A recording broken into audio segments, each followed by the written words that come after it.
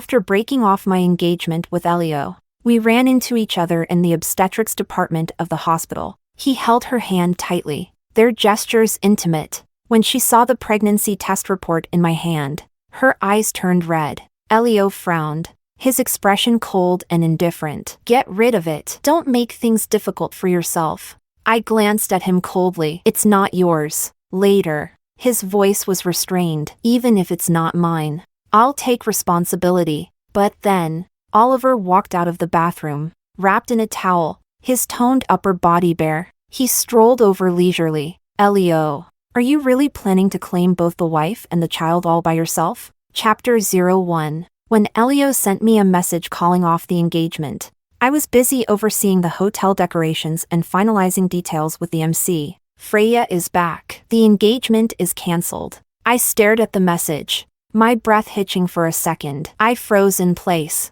The MC's voice was right beside me, but I couldn't hear a single word. And then, my hands trembled as I typed. Elio responded quickly, without the slightest hesitation. "She has been diagnosed with depression and is returning to the country for treatment. She can't be subjected to any emotional distress."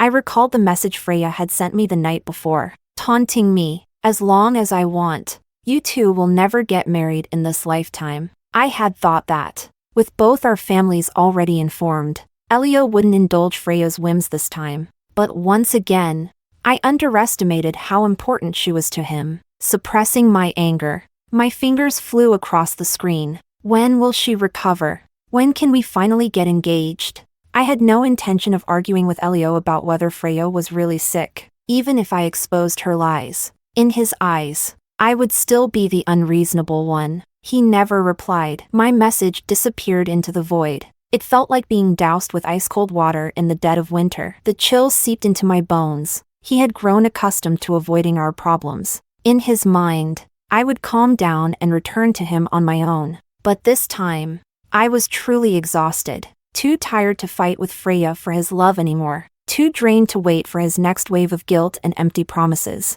I called off the hotel preparations, paid the cancellation fees. Then, I sent Elio a message. "Let's inform our families separately." His reply was brief and direct. "All right." I chuckled at myself, bitterly. Then, I deleted him from my contacts. Chapter 02. My 7 years with Elio had been a cycle of breaking up and getting back together. And every time, it was because of Freya. He loved Freya but couldn't marry her. He didn't love me, yet he had no choice but to marry me. Elio's mother once told me bluntly, she didn't look down on my family's decline. She accepted this engagement under pressure because she found me somewhat attractive and appreciated the childhood bond one shared with Elio. She hoped I could keep Elio tied down and drive away the delusional woman lingering by his side. I once believed that if I tried hard enough, if I stayed by Elio's side long enough, one day, he would turn back to me. But that day never came. My love for Elio had been worn down, bit by bit, until nothing remained. When I returned to the villa to pack my things, Elio was still out. He was having dinner with Freya. Freya's social media post didn't show Elio's face, but it clearly captured the ring on his hand, the engagement ring we had picked out together. I took off my ring and placed it on the dining table. After some thought, I decided it wasn't worth drawing his attention. I picked up the ring and threw it into the toilet, flushing it away. Just as I was pulling my suitcase toward the door, Elio walked in, carrying Freya in his arms. "Long time no see." I greeted Freya generously. Freya looked flustered, her gaze darting to Elio for help. She was probably used to me losing my composure every time I saw her.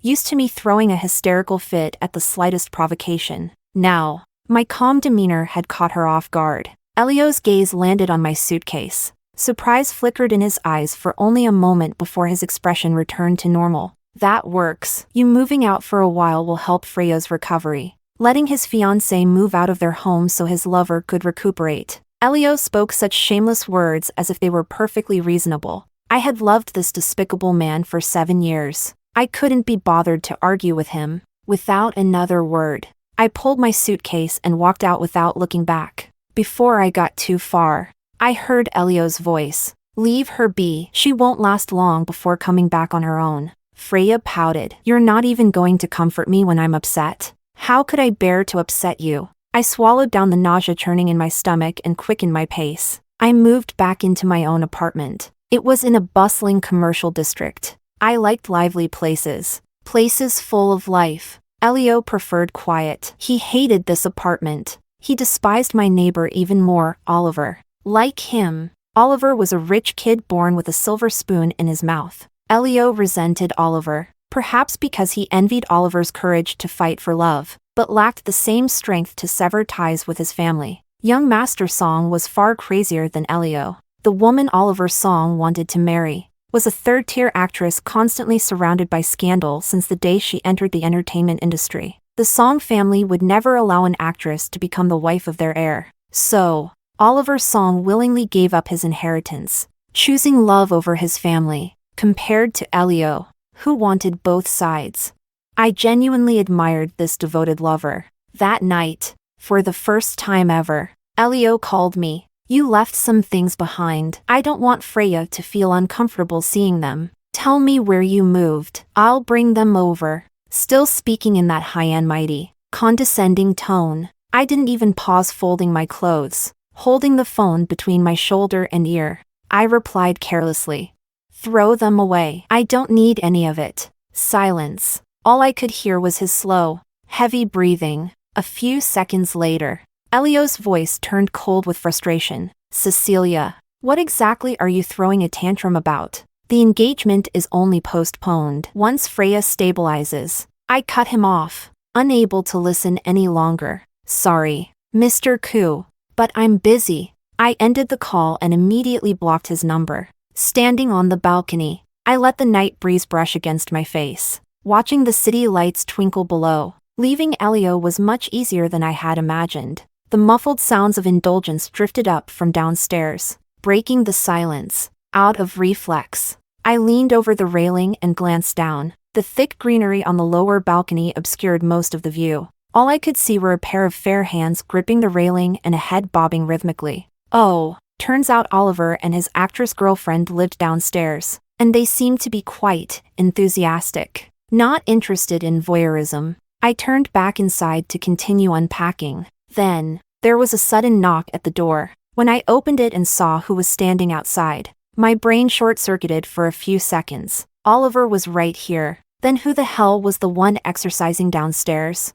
Chapter 03. A flicker of surprise crossed Oliver's eyes. Sorry, wrong door, he said, turning to leave. I just moved in today. Want to come in for a drink? I called after him. What can I say? At that moment, I felt a little bad for him. After all, we were both victims of betrayal. Oliver turned back, raising an eyebrow. Oh, no need to keep your distance anymore? Elio never liked Oliver, and naturally, he never liked me associating with him either. Even though Oliver was a major shareholder in my chain of flower shops, we rarely met. Our interactions were limited to the annual profit distributions. Honestly, the only reason I had managed to reconnect with Oliver and secure his investment was thanks to my connections through the Koo family. Now that the flower shops were highly profitable, I had the financial security to walk away without hesitation. Looking at it that way, maybe those 7 years by Elio's side weren't entirely wasted.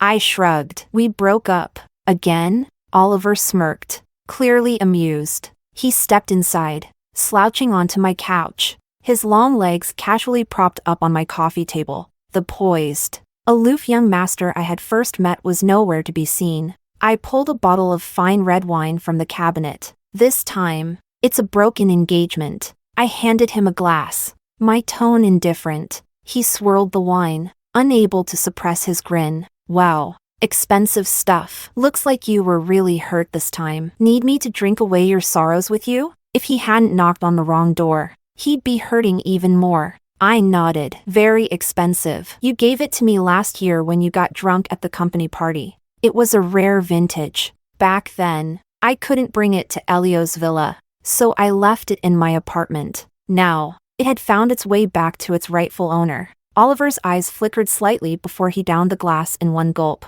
Forget it. Let's just celebrate your escape from misery. I raised my glass. And let's toast to you, finding true love soon. No man would ever want to hear about being cheated on, especially from someone they barely knew. But despite my subtle hint, Oliver didn't seem to catch on. He chuckled, his charming, mischievous eyes gleaming. My true love is right beside me. Maybe you should say that to yourself. Thinking about it, wasn't I just as blind as he was?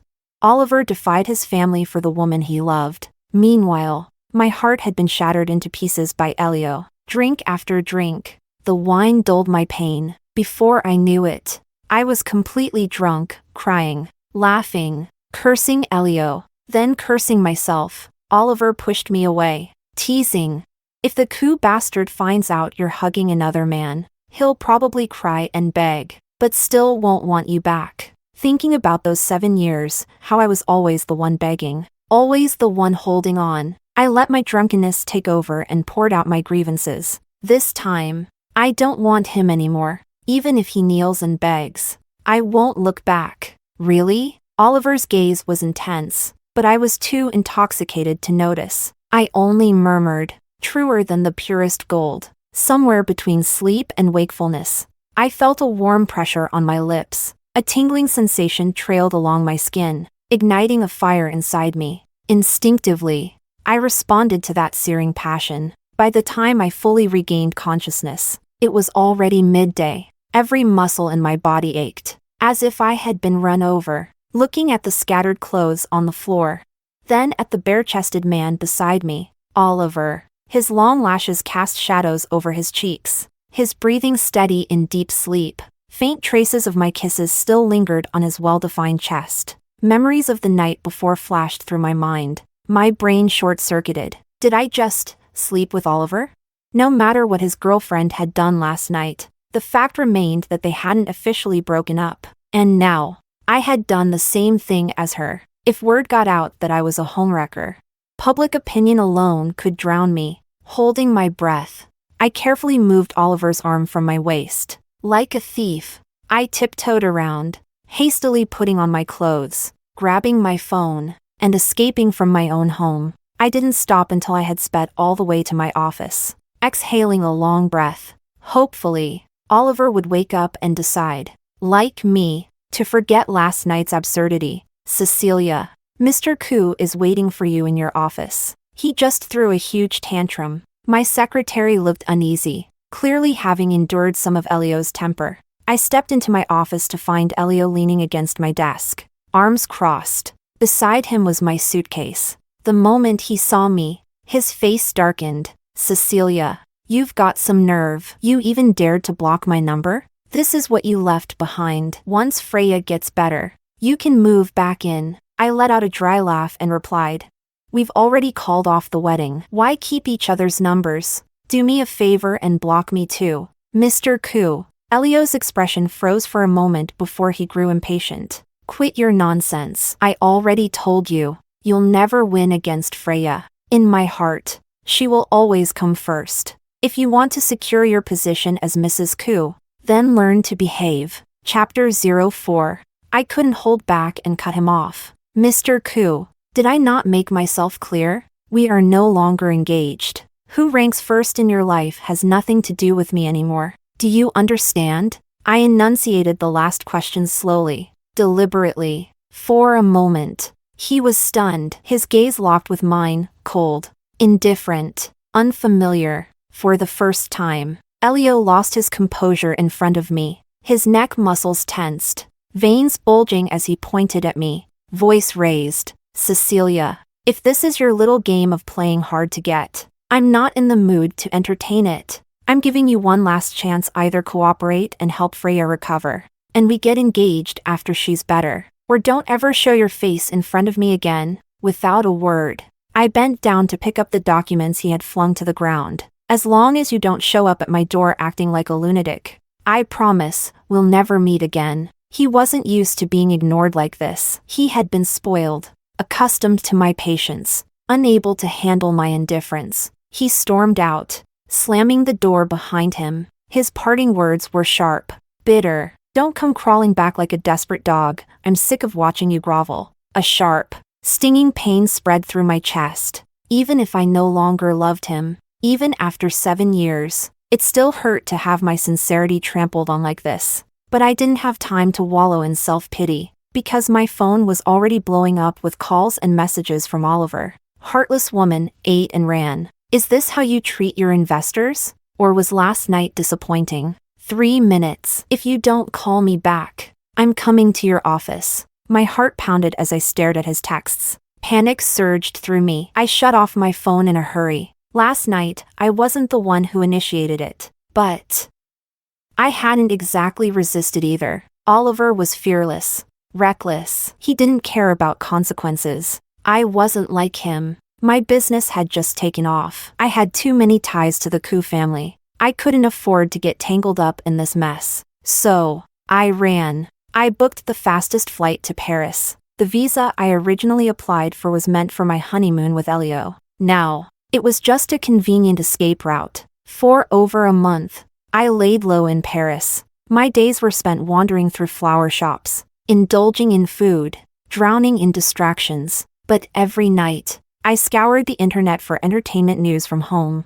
I dreaded seeing any headlines about Oliver and Elena breaking up. No matter the reason for their breakup, it wouldn't be good for me. Then, the news finally broke. A paparazzi photo of Elena shopping for jewelry with the heir of the Song family. The media speculated that she was about to marry into a wealthy family. Her dream of becoming a socialite finally coming true. Though the image was taken from a distance, it clearly showed them picking out diamond rings. I let out a long breath of relief. With the weight off my shoulders, I booked a flight home. Yet, something felt off. I had been feeling nauseous, weak, constantly drained. The day after I returned, I went straight to the hospital for a checkup. What the doctor said next hit me like a bolt of lightning. You're 4 weeks pregnant. Do you want to keep the baby? The world spun around me. My ears rang. I gripped the test results in my trembling hands, barely aware of how I stumbled out of the consultation room. Every step felt unsteady, as if I were walking on air. I remembered taking emergency contraception the day I arrived in Paris. How could this have happened?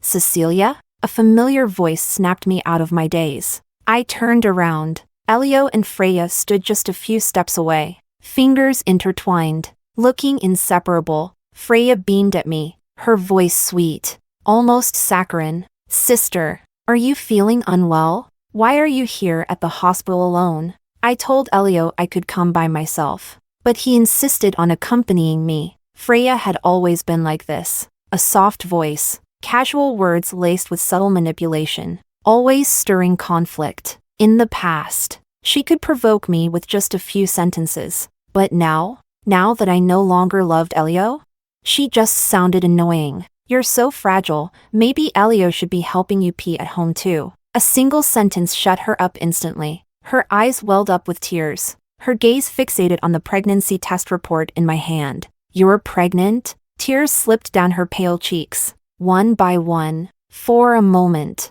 Elio had been silent, staying in the background. Then, he suddenly stepped forward, shielding Freya behind him. His face was cold, his words even colder. Get rid of it. Don't make things difficult for yourself. I glanced at him, my expression unreadable. It's not yours. Elio's face darkened, his pupils contracted. I didn't care to see his reaction any further. I walked past them and left. But before I could reach the parking lot, Elio caught up to me, grabbing my wrist. I didn't want to upset Freya just now, he said stiffly, but keep the baby. I'll let go of everything that happened before. His tone was casual, like he was granting me a favor. It was almost laughable. Mr. Koo, do you not understand human language? The baby is not yours. I shook off his grip, unwilling to waste another second on him. Elio scoffed, the mockery clear in his voice. Not mine? What? You have another man? His smirk was condescending, arrogant, because he never believed I could belong to anyone else. For years, I had been patient, accommodating, enduring.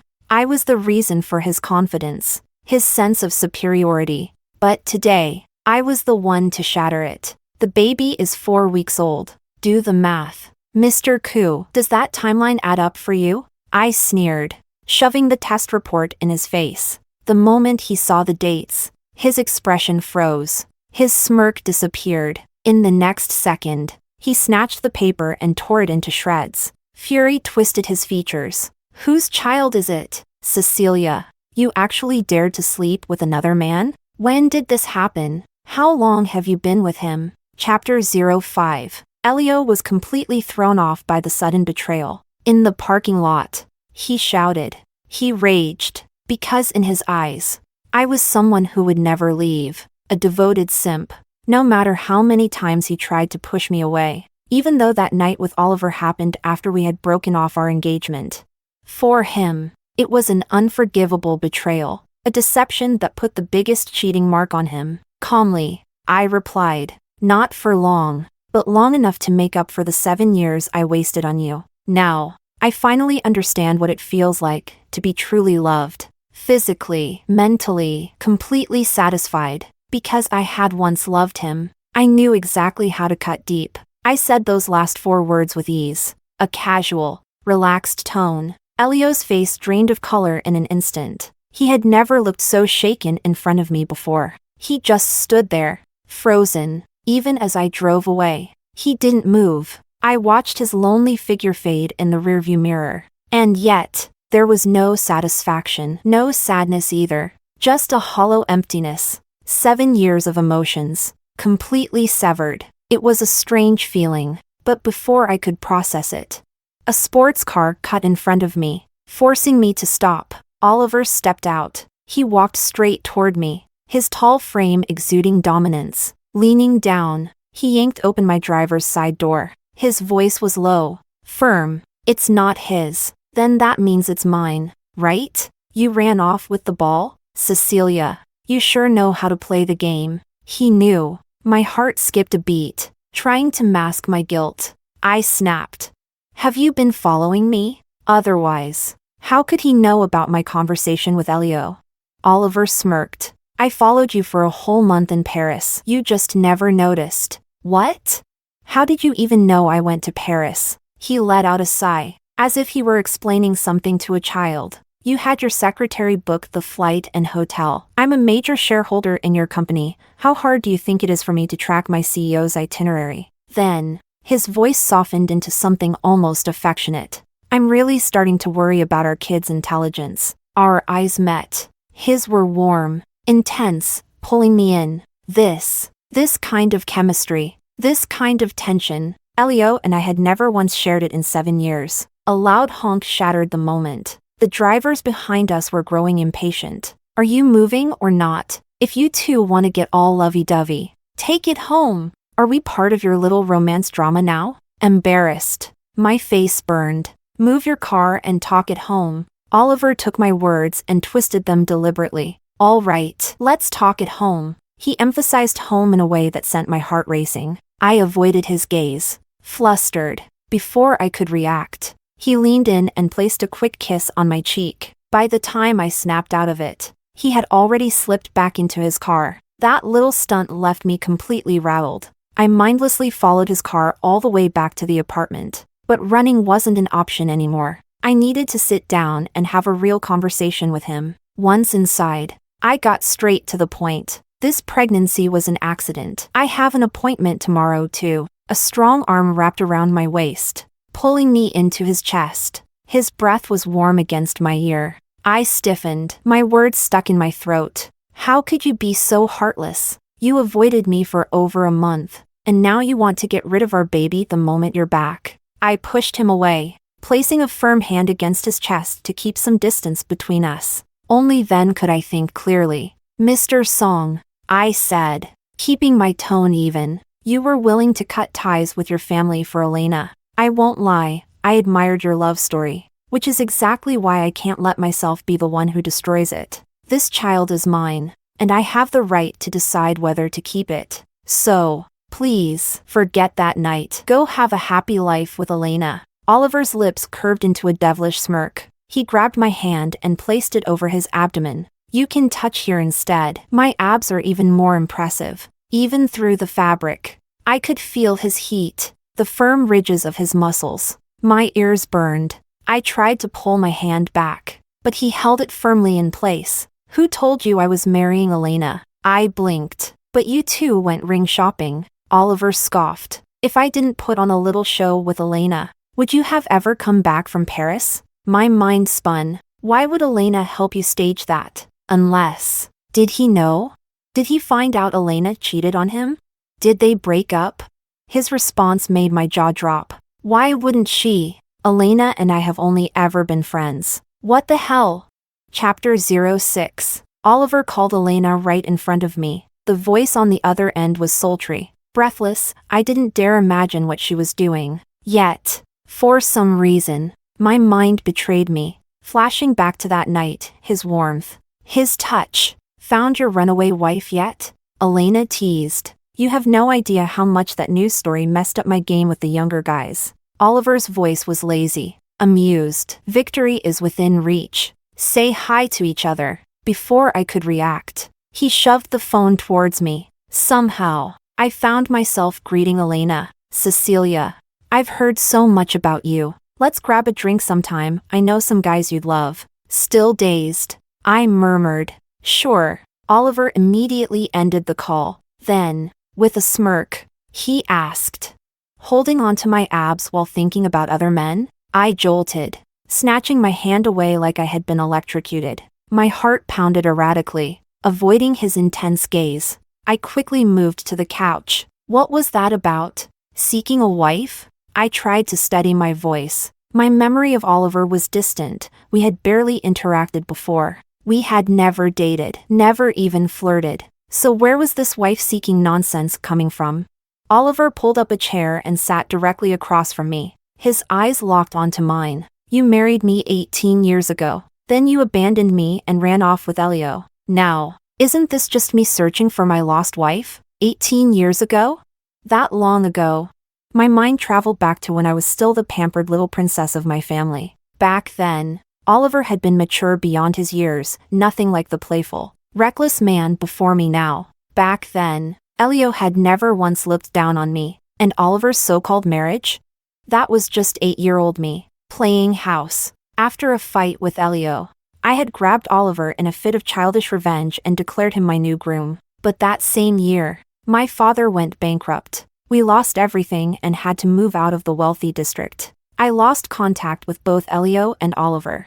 I only re-entered their lives 7 years ago. Out of desperation, my father had fallen gravely ill, and I needed an astronomical sum for his treatment. Dressed in washed out, old clothes, I swallowed my pride and went to the Koo family's doorstep. Elio and I had been engaged since childhood, a promise made by our grandfathers. I never expected the Koo family to honor it, I just hoped they would help, out of respect for our past. After all, the elders who had arranged the engagement had long passed. It was nothing more than an old promise, a joke of the past. But to my surprise, not only did the Koo family help, they recognized the engagement. And just like that, Elio and I became a couple. I had no idea then that this was only the beginning of my entanglement with Freya. In my 3rd year of college, Elio, who had always visited me on Saturdays, suddenly vanished. Only then did I learn that the Koo family had an adopted daughter, Freya,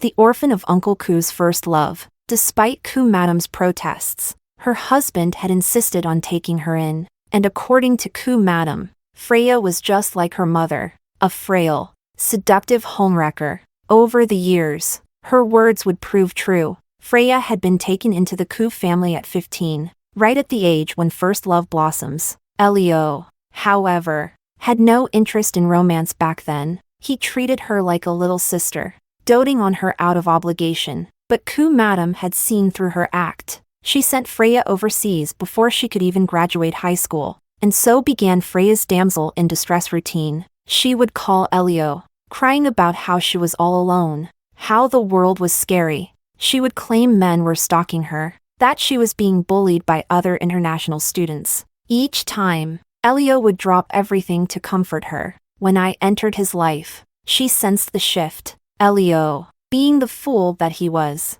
told her the truth, he was dating me. That was when she really started playing the game. The fragile, helpless act. Her illnesses, her accidents. Then came the year she tried to kill herself. Elio had been unreachable that entire weekend, because the moment Freya attempted suicide, He had bought the first flight out. I could only imagine Freya, weak and pale on that hospital bed, finally confessing her unspeakable love for him. Elio must have been shaken, moved. After he returned, I could feel it. His heart wavered between the two of us. I had no tricks, no mind games. In the end, Elio's heart tipped toward Freya. Looking back, I had been so drained by that love triangle that I had completely missed something else. I had never noticed the way Oliver had looked at me, had never registered the pain in his eyes when we reunited after 18 years, had never seen the quiet sorrow in his expression whenever I walked past him with Elio on campus. Chapter 07. I never realized that while Elio hurt me over and over again, Oliver had already made up his mind to win me back. He had planned for me to become his wife, to enter the Song family. But my engagement with Elio had always been an obstacle. So 4 years ago, he struck a deal with the carefree, uninhibited Elena. He became her investor and protector, shielding her from the greasy hands of sleazy producers, allowing her to flirt with young actors without restraint. In return, Elena played her role, causing enough chaos to lower the bar for what kind of woman could marry into the Song family. Oliver explained it to me in the simplest terms. Elena marrying into the Song family is like setting fire to the house. You marrying into the Song family is like blowing the roof open. Compared to that, my mother would be relieved to welcome you in. That was his 4-year-long scheme. Of course, setting up his own business and gaining independence was just an added bonus. Even if I never married into the Song family, he had already built enough wealth to provide for me for a lifetime. At that moment, I finally understood how Elio must have felt. Because Oliver had liked me since a childhood game 18 years ago?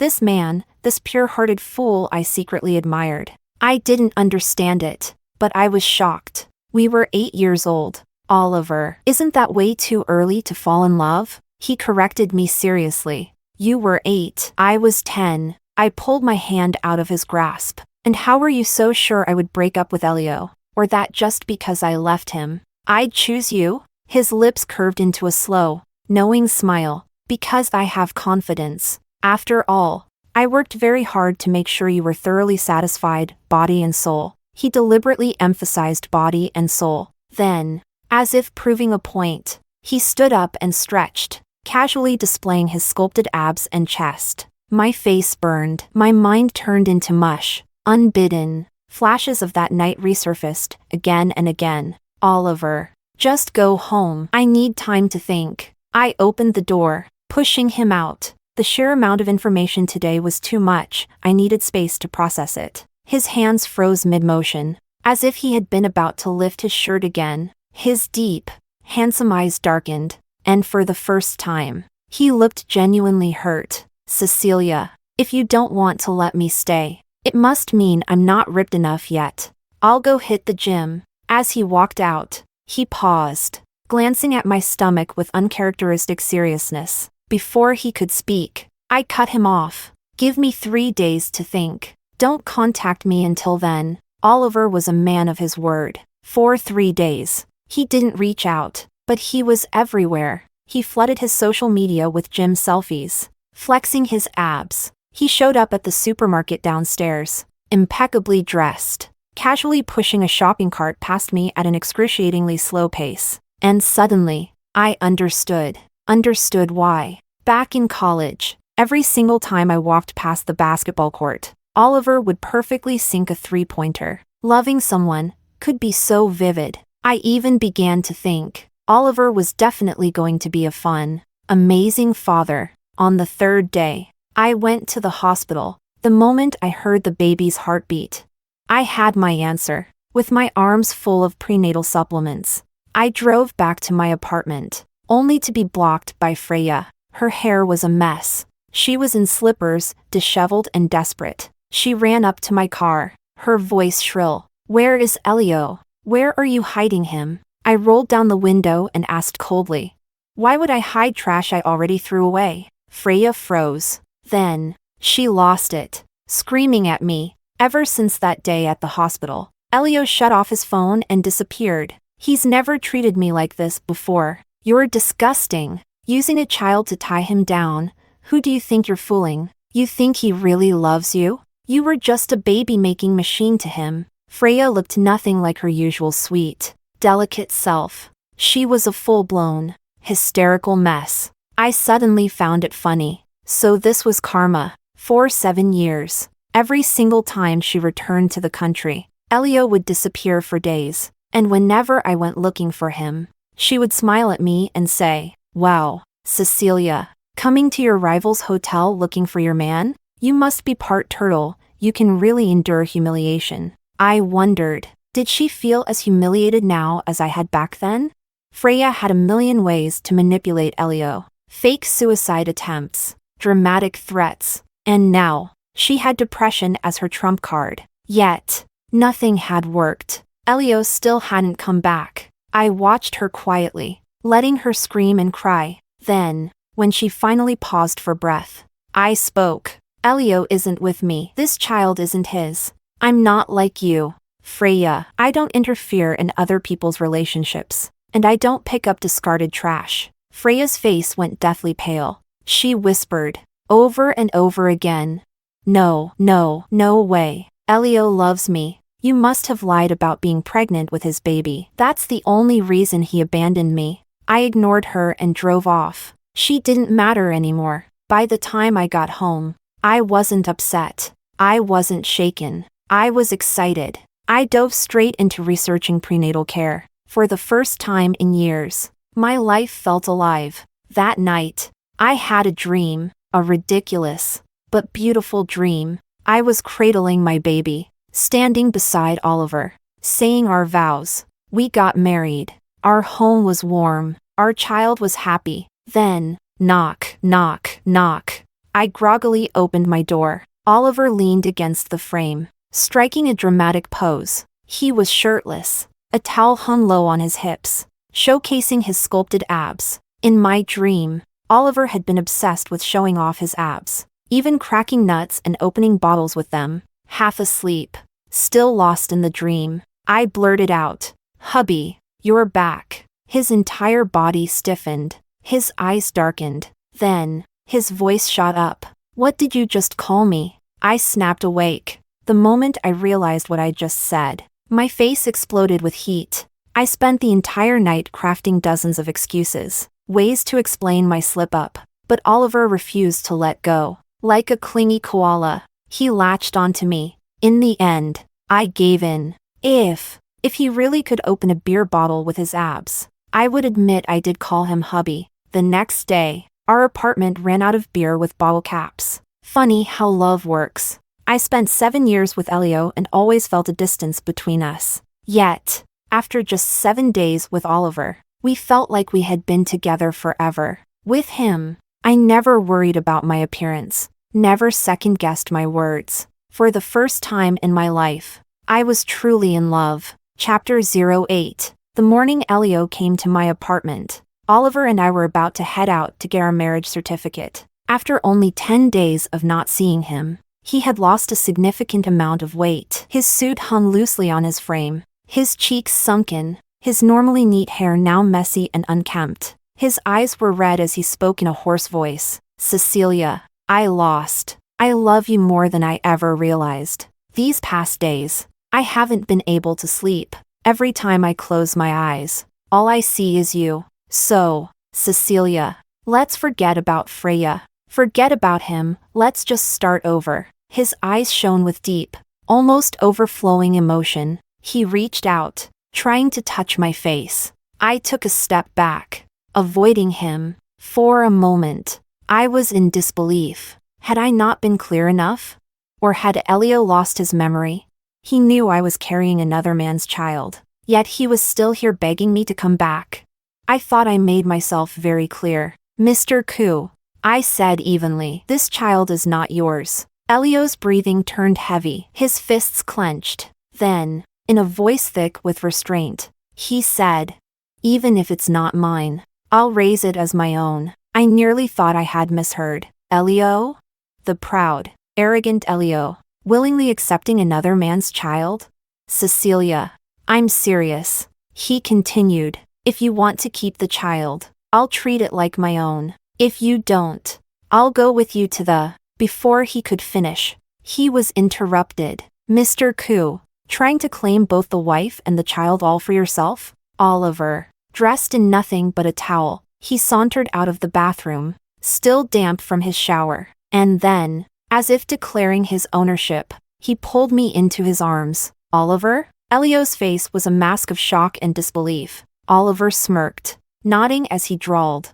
The pure-hearted warrior who waited in silence for over a decade and finally struck with precision, that would be me. Oliver's song. Elio froze, his expression flickering between disbelief and something far more complex. Then, moments later, he masked his emotions, looking at Oliver with open provocation. Cecilia has loved me for 7 years. No, more than 7 years. She's loved me since childhood. You're nothing but a convenient replacement. Without this child, she would have never left me. Even if she chooses you today, it's only out of spite. She could never truly love you. Even if you marry her, Oliver, you'll always be my shadow. Elio had always relied on the fact that I loved him. He had used that love to let Freya trample all over me. Now, he was using it to provoke Oliver. If Oliver let those words get under his skin, a rift would form between us sooner or later. But Oliver, he was unfazed. He simply loosened his hold on my waist, and then, with deliberate slowness, placed his hand over my stomach. This is called rising through the ranks by virtue of my offspring. This child is my honor, my medal. Without him, how would I be standing here today? His teasing words were light, but his gaze was sharp, filled with undeniable pride. The more Oliver laughed, the darker Elio's expression became. His eyes burned with frustration, flickering between me and Oliver. Cecilia, don't regret this. Elio forced himself to maintain composure, turning to leave. Wait, I called after him. Hope flared in his eyes as he turned back. I stepped forward, reaching out my hand. The ring, I bought it, so return it to me. On his finger, he was still wearing the engagement ring I had picked out. I had no desire to be tied to him anymore. I didn't want him holding on to some sentimental relic of me. Elio's gaze dimmed. His hands tightened into fists, then loosened. There was something else in his eyes. A faint hope, a final desperation. Cecilia, I don't believe you really love him. Love isn't something that happens this easily. I lowered my eyes, repeating his words. Love isn't something that happens this easily. Then, I lifted my head and met his gaze, unwavering. And yet, somehow, with Oliver, it was that easy. These past days with him, I have been genuinely happy. Elio, I haven't thought about you even once. I don't love you anymore. And yes, I do like Oliver now. The Koo family has done us a kindness. Elio, I don't want to make this uglier than it needs to be. Let's part ways peacefully. Elio's eyes turned red. He stared down at the silver ring for a long time, his lips curling into a bitter smile. Looks like I really lost you. Slowly, he slid the ring off his finger, still warm from his skin. He placed it in my palm. His voice was laced with nostalgia. If only the engagement had never been cancelled. I cut him off. There is no if only. Everything happened exactly as it was meant to.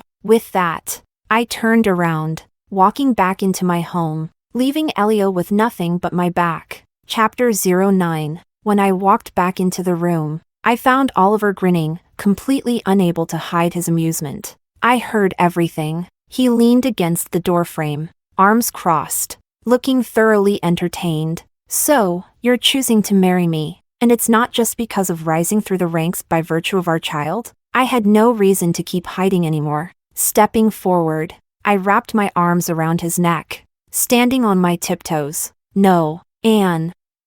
I hesitated for a second before confessing. That night when I called you husband, it was because I dreamed about us getting married. So, husband, when are we having our wedding? I don't want to be carrying a baby in my arms when I walk down the aisle. For the first time, I saw the galaxies in Oliver's eyes truly sparkle. He was so overwhelmed he couldn't even speak. Instead, he bent down and kissed me, again and again. His love poured out in every touch of his lips. We'll have the wedding this month. His voice was dazed, his kisses greedy. Then, between kisses, he murmured, "Damn it, when the hell is this little guy going to move out?" the day Oliver and I went to the Song family with our marriage certificate. Elena publicly announced her relationship with a young rising actor. She even mentioned Oliver in the post, thanking him for his support over the years, calling their collaboration a great success, and congratulating him on finally winning over his beauty. Madame Song read the news with mixed emotions. She was furious that her son had once pretended to date a celebrity and caused such a public spectacle. But at the same time, she was relieved, because at least he wasn't actually marrying a movie star. Mr. Song, however, was not amused. His expression was severe as he scolded Oliver. "If you had spent as much effort choosing a wife as you did managing the company, I could have retired years ago and taken your mother on a world tour." Just as Oliver had predicted, his parents were very satisfied with me as their daughter-in-law. And when they found out about the baby, they immediately started planning their retirement, talking about all the places they would now be taking their grandchild instead. Our wedding went smoothly. The only minor drama of the day? Freya. She climbed onto the rooftop of a hotel across the street, trying to force Elio into marrying her. Unfortunately for her, even after the wedding ended, Elio never showed up. After standing on the edge for hours, her legs finally gave out, and since she was more afraid of death than of being abandoned, she climbed back down on her own. Oliver watched the whole thing from the wedding hall balcony, smirking as he sipped his champagne. Not everyone has the skills to secure a man with a child. On our wedding night, Oliver was in the gym, miserable. I leaned against the door, watching him struggle through his workout. "Why aren't you smiling?" I asked, curious. He sighed dramatically. "Because I'm saving it up. A year from now, I'm going to laugh so hard